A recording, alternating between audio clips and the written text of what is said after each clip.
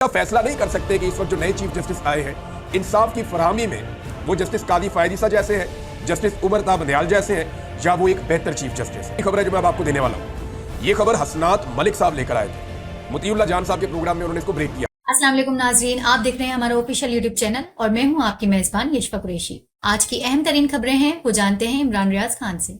लेकिन पाकिस्तान में एक बहुत बड़ी खबर है, और ये इतनी बड़ी खबर है, यानी इन्होंने 9 मिनट के अंदर 6 बिल पास करवा लिए।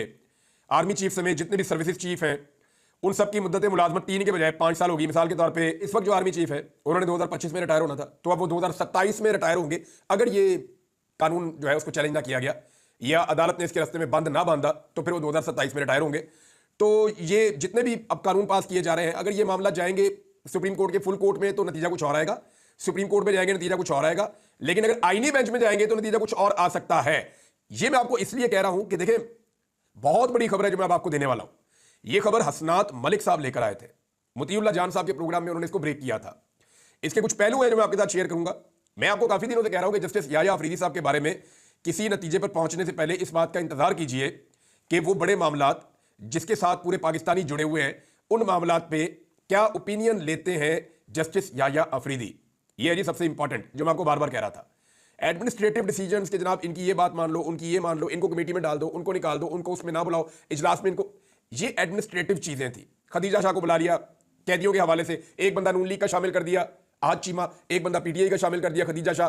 ये कुछ ऐसी चीजें थी कि आप एडमिनिस्ट्रेटिव डिसीजन है, आप इंतजामी किस्म के मामला हैं, इन पे आप फैसला नहीं कर सकते कि इस वक्त जो नए चीफ जस्टिस आए हैं इंसाफ की फराहमी में वो जस्टिस कादी फायद ईसा जैसे हैं, जस्टिस उमर ता बंदयाल जैसे हैं, या वो एक बेहतर चीफ जस्टिस है। ये तो आपको पता चलेगा जब वो उनके फैसले सामने आएंगे। अभी एक बहुत बड़ी चीज सामने आई जो मैं आपके साथ शेयर करने वाला हूं। मुतीउल्लाह जान साहब के प्रोग्राम में हसनात मलिक साहब ने बताया कि जुमेरात के दिन होता है प्रैक्टिस एंड प्रोसीजर कमेटी का मीटिंग। अब ये जो मीटिंग होती है प्रैक्टिस एंड प्रोसीजर कमेटी की, ये प्रैक्टिस एंड प्रोसीजर एक्ट के मुताबिक होती है। ये वो एक्ट है जो हुकूमत ने बनाकर रखा हुआ है। ना सिर्फ हुकूमत ने बनाया हुआ है बल्कि इस एक्ट में एक सदारती ऑर्डिनेंस के जरिए तरमीम भी कर दी थी। आप उस तरमीम को भी शामिल करते हैं। इसी एक्ट के तहत जुमेरात वाले दिन एक मीटिंग हुई थी जिसमें बाइकआउट कर दिया था मंसूर अली शाह साहब ने। जब कादी फायद ईसा चीफ जस्टिस थे तो चीफ जस्टिस ने क्या किया था कि 2 ही जज बैठ गए और बैठ के उन्होंने बेंच बना के और काम कर दिया, इख्तियार को इस्तेमाल कर दिया। इस एक्ट के अंदर यह लिखा हुआ है कि अगर चीफ जस्टिस भी कमेटी के इजलास में शिरकत ना करे तो दूसरे 2 जजेस कमेटी के इजलास में बैठ के फैसला कर सकते हैं।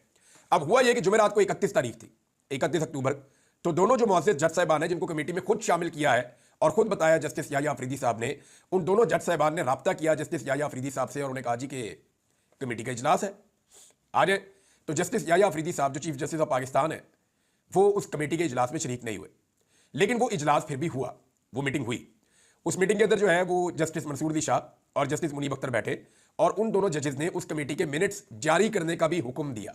ये डायरेक्शन दी कि इसके मिनट्स को जारी किया जाए और उसके अंदर यह फैसला किया गया उस कमेटी में कि जितनी भी आईनी पटिशंस आई हैं 26वीं आईनी तरमीम के हवाले से जितनी दरखास्तें आई हैं इन सबको इकट्ठा करके 4 तारीख बरोज सोमवार यानी पीर वाले दिन 4 तारीख को, यानी कल जो दिन गुजर गया है, इन सबको सुप्रीम कोर्ट ऑफ पाकिस्तान में लगाया जाए और सुप्रीम कोर्ट ऑफ पाकिस्तान का फुल कोर्ट यानी तमाम जजेस बैठकर इस केस को सुने। तो ये प्रैक्टिस एंड प्रोसीजर कमेटी ने फैसला कर दिया और डायरेक्शन जारी कर दी, इस फैसले को जारी भी कर दिया जाए और कॉज लिस्ट के अंदर बाकायदा डाल दिया जाए कि ये केस फुल कोर्ट सुनेगा और 4 तारीख को सुनेगा। ये हो गया जनाब फैसला। अब होना तो ये चाहिए था उसूल के मुताबिक, कानून और ज़ाब्ते के मुताबिक, कि कॉज लिस्ट भी जारी होती, इसके मिनट्स भी जारी किए जाते और ये फैसला इसके ऊपर अमल दरामद होता। लेकिन हुआ यह कि सबसे पहले तो जस्टिस याह्या अफरीदी साहब उसके अंदर बैठे नहीं, कमेटी में जो प्रैक्टिस एंड प्रोसीजर कमेटी है उसमें वो नहीं बैठे। नंबर 2 काम यह हुआ कि इसके मिनट्स भी जारी नहीं किए गए अदालती अमले की जानिब से। नंबर 3 काम यह हुआ कि जो बेंच बनाने का हुक्म दिया गया था उस कमेटी की जानिब से वो बेंच भी नहीं बनाया गया। और जो चौथा काम हुआ वो ज्यादा खतरनाक है, वो ये हुआ कि इससे पहले कि यह कमेटी बैठती या इससे पहले कि एक फुल कोर्ट बैठकर 26वीं आईनी तरमीम के ऊपर केस को सुनता और यह फैसला करता कि आया यह तरमीम ठीक हुई है या गलत हुई है। अगर यह तरमीम गलत हुई है तो कलदम होकर खत्म हो जाती, अगर यह तरमीम ठीक हुई है तो फिर यह तरमीम अपनी जगह पे मौजूद रहती। अब इससे पहले फौरी तौर पे जस्टिस याह्या अफरीदी साहब ने जुडिशियल कमीशन का इजलास बुला लिया। देखिए, जुडिशियल कमीशन का इजलास जब बुला लिया जाएगा तो फिर क्या बनेगा? आईनी बेंच। हुकूमत अपनी मर्जी का आईनी बेंच बना देगी। जब हुकूमत अपनी मर्जी का आईनी बेंच बना देगी तो हुकूमत की कोशिश होगी कि उसके बाद जितने कानून बनाए जाए चाहे वो सही है या गलत है, आईनी तरमीम का मामला हो सही है या गलत है, तमाम चीजें उस बेंच के पास भेजी जाए, क्योंकि वो बेंच हुकूमत ने अपनी मर्जी का बनाया हुआ है, लिहाजा वो तमाम चीजें हुकूमत की मर्जी के बेंच में चैलेंज होंगी। मिसाल के तौर पर ये जो आर्मी चीफ की तौसीफ वाला मामला है या बाकी सर्विसेज चीफ जो है उनकी तौसीफ वाला मामला है, इसको कोई जाके चैलेंज करना चाहता है, इस वक्त तक चैलेंज करेगा तो ये जाके सुप्रीम कोर्ट ऑफ पाकिस्तान में चैलेंज हो सकता है। अगर आईनी तरमीम को चैलेंज करेगा फिर तो सारा कुछ ही खत्म हो जाएगा। लेकिन अगर इसको चैलेंज करता है तो अभी तो सुप्रीम कोर्ट में होगा, लेकिन बाद में ये आईनी बेंच के पास जाएगा। तो इसलिए मुझे ऐसा लगा कि बजाय इसके, ये इससे आप अखज़ कर सकते हैं, सारे कोर्ट रिपोर्टर्स भी यही कह रहे हैं कि एक्चुअली याया अफरीदी साहब ने यह किया कि वो ये चाह रहे हैं कि इससे पहले कि 26वीं आईनी तरमीम का तनाजा सुप्रीम कोर्ट ऑफ पाकिस्तान में सुना जाए, उससे पहले आईनी बेंच बना दिया जाए ताकि सारा मामला उधर चला जाए। और ये जो आईनी तरमीम की गई है, अब पहले आप ये देख लेंगे इसके बाद हुआ क्या। एक तो जो जज साहिबान है उन्होंने अफसोस का इजहार किया, फिर दोनों मुअज़्ज़िज़ जज साहिबान जो प्रैक्टिस एंड प्रोसीजर कमेटी का हिस्सा हैं, उन दोनों जज साहिबान ने एक खत लिखा जस्टिस याया अफरीदी साहब को, और खत के अंदर दोनों जज साहिबान ने यह कहा कि जी उन्हें बहुत अफसोस हुआ इस बात के ऊपर और उनके तहफ़्फ़ुज़ात भी हैं इस बात के ऊपर, और साथ ही साथ उन्होंने ये मुतालबा भी किया और इस उम्मीद का इजहार भी किया कि जो बेंच बनाने के लिए हमने कहा है वो बेंच इसी हफ्ते में बन जाएगा और इसी हफ्ते में 26वीं आईनी तरमीम के खिलाफ जितने केसेस हैं वो सारे फुल कोर्ट के अंदर सुले जाएंगे। ये उन्होंने मुतालबा भी कर दिया कि इसी हफ्ते ये किया जाए, और साथ ही साथ उन्होंने ये शिकवा भी किया कि जनाब ना तो कॉज लिस्ट जारी की गई, साथ ही उन्होंने ये शिकवा किया कि ना ही मिनट्स जारी किए गए प्रैक्टिस एंड प्रोसीजर कमेटी के। तो ये जनाब एक पूरा खेल हुआ सुप्रीम कोर्ट ऑफ पाकिस्तान में, जो बड़ा अनफॉर्चुनेट है। अब जब कादी फायद ईसा साहब को या निज़ाम को ज़रूरत होती है तो दो जजेस मिलके प्रैक्टिस एंड प्रोसीजर कमेटी की मीटिंग बुला के बेंच बना के और कार्रवाई कर लेते हैं, लेकिन जब निज़ाम की ज़रूरत नहीं होती और जस्टिस याया अफरीदी साहब जो है वो सिस्टम के साथ ऐसा लगता है खड़े हो गए हैं, तो दो जजेस बैठते हैं, सेम एक्टिविटी होती है लेकिन कानूनी तौर पे उसके ऊपर अमल दरामद नहीं होता। ये निज़ाम इस लेवल तक कभी नंगा नहीं हुआ था जिस लेवल तक अब नंगा हो गया है, और यहां से आगे वकला को यह बात समझ आ जानी चाहिए कि खेल हो क्या रहा है। अदलिया और उसकी आज़ादी पूरी तरह से खतरे में है। हुकूमत अपनी मर्जी के जजेस लाना चाहती है, यानी 12 जजेस कर दिए हैं इस्लामाबाद हाई कोर्ट के। ये जो नई कानून साजी की गई है इसमें, इसको चैलेंज कैसे किया जाएगा, ये फिर आईनी अदालत में चला जाएगा।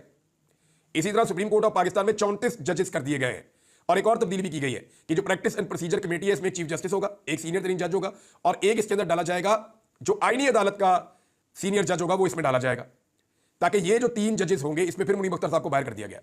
यानी ये निजाम जो है मुनीब अख्तर साहब को हर हाल में हर चीज में बाहर रखने की कोशिश कर रहा है। और मजे की बात देखें, जस्टिस मुनीब अख्तर साहब एक ऐसे जज हैं कि इनके बारे में आज तक कोई नेगेटिव चीज पूरा निजाम मिलकर नहीं ढूंढ सका, ना उन्हें ब्लैकमेल कर सका, ना उन्हें खौफजदा कर सका।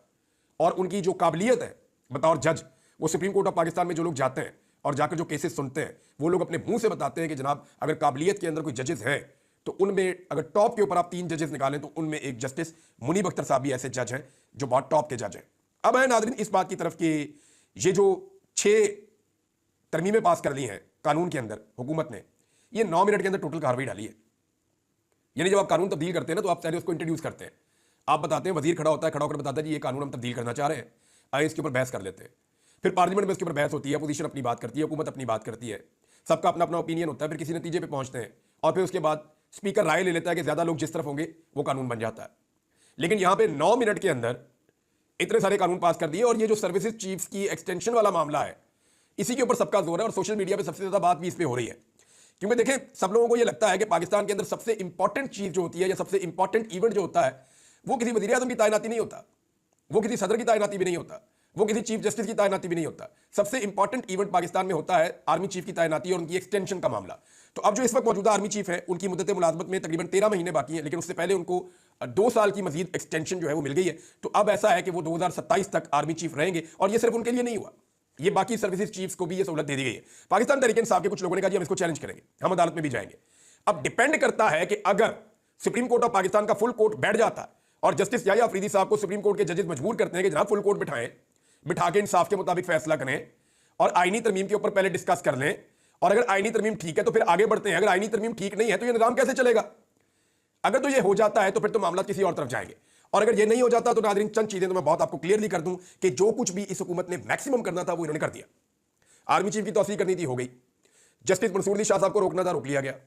सिक्योरिटी फोर्सेज को इख्तियारात देने थे, वो दे दिए गए। 3 महीने तक जिस बंदे को अगवा कर लिया जाए, गायब कर लिया जाए। मुनीब अख्तर साहब का पत्ता साफ करना था, वो कर दिया गया। जस्टिस मंसूर अली शाह साहब को रस्ते से हटाना था, वो हटा लिया गया। इमरान खान साहब को जेल के अंदर रखना था, तब से अब तक रखा हुआ है। उन्हें फौजी अदालतों के हवाले करना है, आने वाले दिनों में ये कर पाएंगे। आईनी अदालतें बनाकर अपने हर आइन को और गलत कानून को तहफ़्फ़ुज़ देना है, वो भी इनका काम हो गया है। अगर ये सारी चीजें हो गई हैं तो फिर इस निज़ाम के अंदर रहते हुए किसी किस्म की भी जद्दोजहद या उम्मीद रखना ये फिर फजूल हो जाएगा। मेरी दानिश में। यानी इस निजाम के अंदर रहते हुए आप निजाम के अंदर रहते हुए आप जद्दोजहद पता कब करते हैं? आप तब करते हैं जब कम से कम एक चीज आपके पास होती है। वैसे तो मुआशरों में लोगों के पास बहुत सारी चीजें होती हैं ना, मुआशरे इखलाकियात की बुनियाद पे भी खड़े होते हैं, मुआशरों के अंदर बहुत सारी चीजें होती हैं, रूल ऑफ लॉ होता है, आजादी इज़हार राय होती है। पाकिस्तान में कुछ भी नहीं है। पाकिस्तान में जो कम से कम हो सकता है ना, जो कम से कम हो सकता है कि आप निजाम में रह के लड़ने की कोशिश कर रहे हैं या निजाम में रहकर बेहतरी की कोशिश कर रहे हैं, तो कम से कम जो सहूलत आपको मैसर होनी चाहिए वो होनी चाहिए अदलिया की आजादी और वहां से इंसाफ का हुसूल। जब तक आपको अदालत इंसाफ देती रहती है, आप निजाम के अंदर रह के निजाम के साथ चिमटे रहते हैं, उसी निजाम में आप टकरे मारते रहते हैं कि इंसाफ मिलेगा, ये दरवाजा खुलेगा, मैं कोशिश करूंगा। लेकिन जब लोगों को यकीन हो जाता है ना कि अब अदलिया से किसी किस्म की इंसाफ की उम्मीद नहीं है, तो फिर लोग मुतबादल तरीके ढूंढते हैं, लोग एहतजाज करते हैं, जैसे बांग्लादेश में हुआ, जैसे श्रीलंका में हुआ, जैसे और बहुत सारे मुल्कों में माजी में होता रहा है, बहुत सारे मुल्कों में माजी में हुआ। और जिन मुल्कों में हुआ, अजीब बात यह है कि वो सारे मुल्क जब उस सिचुएशन से निकले तो बहुत तेजी से उन्होंने ऊपर की जानिब सफर किया, उन्होंने बड़ी तेजी से सफर किया और तरक्की की। तो पाकिस्तानियों के लिए यह बड़ा इंपॉर्टेंट टाइम है। पाकिस्तानियों को यह देखना पड़ेगा कि क्या उनके पास उम्मीद बाकी है कि इस सिस्टम के अंदर उन्हें इंसाफ मिलेगा। अगर यह सारा प्रोजेक्ट मुकम्मल हो जाता है और अदलिया के अंदर से किसी किस्म का इंसाफ नहीं मिलता, तो फिर पाकिस्तानियों को मुतबादल रास्ते की तरफ जाना पड़ेगा। उन्हें वो रास्ता चुनना पड़ेगा जिसके बारे में सलमान अकरम राजा साहब या इमरान खान साहब बार बार कह रहे हैं। मुराद सईद भी उसके बारे में ट्वीट्स करते रहते हैं। जो पाकिस्तान तरीके इंसाफ के बाहर रानुमा मौजूद है वो भी ये बात करते हैं, जो मुल्क के अंदर वो भी ये बात करते हैं कि फाइनली आपको सड़कों पे आना पड़ेगा पाकिस्तानियों को, और पाकिस्तानियों को सड़कों पर आकर इस जालिमाना निजाम को शिकस्त देनी पड़ेगी। तो ये रास्ता बाकी बच जाता है, इसके अलावा फिर कोई और रास्ता रहता नहीं है। अब अमेरिकी इलेक्शन में वैसे मैं जाते जाते बताऊं, पाकिस्तानियों को कभी इतनी दिलचस्पी नहीं थी जितनी दिलचस्पी अब है पाकिस्तानियों को। देखिए उसकी एक वजह यह है कि डोनाल्ड ट्रंप को लेकर पाकिस्तानियों को यह लगता है कि शायद डोनाल्ड ट्रंप पाकिस्तान में इंसानी हकूक के खिलाफ बात करेगा या खड़ा होगा। तो मैं एक बात आपको कहना चाहता हूं कि डोनाल्ड ट्रंप जीते या डेमोक्रेट्स जीते, फर्क कोई नहीं पड़ता। जो कौम या जो लोग अपने हक के लिए खुद नहीं खड़े हो सकते ना, उनके लिए कोई बाहर वाला खड़ा नहीं होता। और अगर खड़ा होता भी है ना, तो उसके खड़े होने की कोई औकात नहीं होती। जितना मर्जी आप जोर लगा लें, जितनी मर्जी आप कोशिश कर लें, बाहर वाले जो मर्जी करते रहे, वो पाकिस्तानियों की किस्मत नहीं बदल सकते। आपकी किस्मत तभी बदलेगी जब आप ये फैसला करेंगे कि आपने अपनी किस्मत बदलनी है और आपने अपने फैसले खुद करने हैं। हर चीज की एक कीमत होती है, अगर आप वो चुकाने के लिए तैयार हैं तो फिर आपको किसी डोनाल्ड ट्रंप की तरफ नहीं देखना पड़ेगा।